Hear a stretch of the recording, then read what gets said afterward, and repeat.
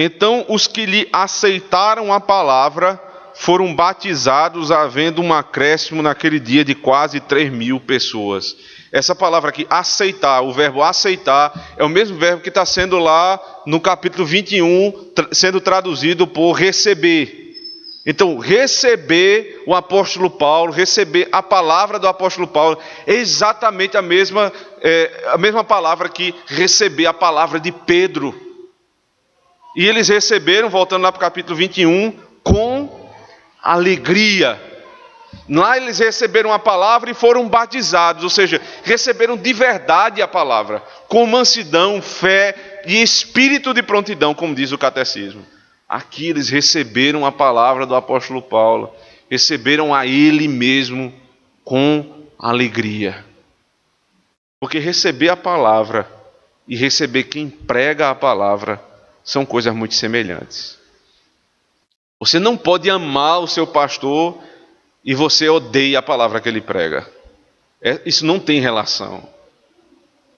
Quando a Escritura fala, tanto no Antigo quanto no Novo Testamento, Paulo repete isso aos romanos: quão formosos são os pés do que anuncia o Evangelho. Não é porque o pé dele é formoso. A maioria dos casos nem é. Mas é porque por onde ele anda, ele prega a palavra. Ou seja, é a mensagem que ele traz que é gloriosa. Por isso eu amo. Eu amo o pregador porque eu amo a palavra. Então como é que alguém diz: não, eu gosto muito do meu pastor, mas não gosto da pregação dele? Não concordo com o que ele prega. Então tem alguma coisa errada aí, porque a ligação que há entre a pregação e a pessoa é muito grande. É muito grande. Para você admirar um pastor, você admira a pregação da palavra. E você não pode receber a palavra sem receber o sujeito que é o portador da palavra.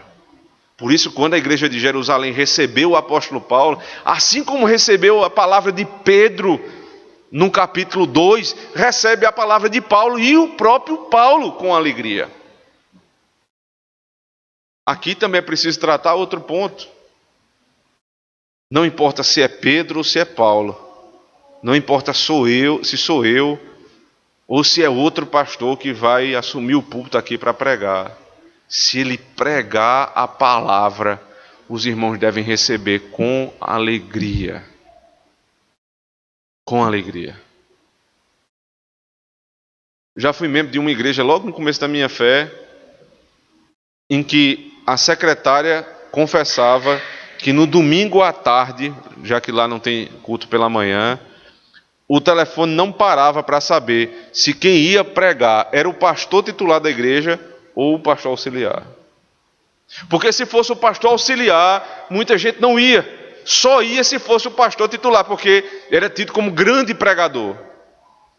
Aí você percebe que os irmãos daquela igreja não aprenderam esse princípio. O mesmo verbo utilizado para Pedro foi utilizado para Paulo. Receber a palavra de Pedro é a mesma coisa receber a palavra de Paulo. Não há divergência. Quem pregar neste púlpito e pregar a palavra, os irmãos devem receber com alegria. É óbvio que nós começamos, por conta da caminhada juntos, a gente passa a ter uma intimidade maior. Eu sei até de alguns relatos dos irmãos que já aprenderam até mesmo a estrutura do meu sermão, porque escutam 2, 3 por semana. Então há essa afinidade. Mas a igreja precisa entender que ela não vai deixar de ir para o culto porque hoje não é meu pastor. Não é o pastor que você está procurando aqui, você está procurando a palavra do Senhor. Recebam com alegria todo aquele que vier pregar neste púlpito, que trouxer a palavra.